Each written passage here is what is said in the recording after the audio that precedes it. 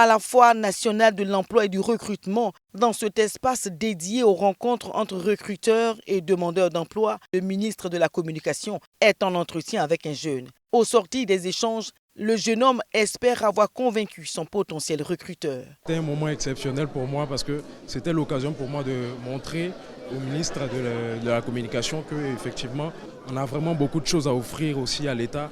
Et on a cette jeunesse-là, cette fougue-là qu'on peut apporter. Le ministre de la Communication n'était pas le seul dans la peau d'un recruteur. Dans un autre box, Françoise Remarque, la ministre de la Culture, s'est aussi mise à l'exercice des jeux de rôle nécessaires pour comprendre les desiderata des jeunes en quête d'emploi.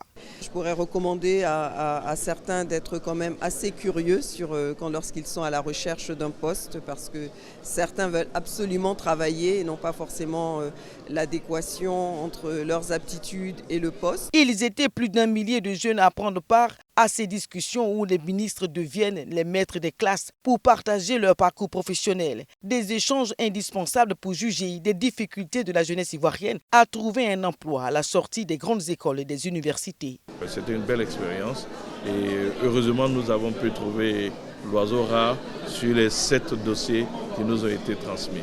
En organisant la Foire nationale de l'emploi et du recrutement, le ministère de la Promotion de la jeunesse, de l'insertion professionnelle et du service civique a mobilisé 44 000 opportunités d'emploi et de stage. Rattachée aux 10 ministères, l'agence Emploi Jeunes a ouvert plusieurs dizaines de postes pour des intégrations directes de jeunes diplômés en son sein. Les résultats des différents entretiens seront disponibles dès ce vendredi 7 mars au Palais de la Culture lors de la cérémonie de clôture.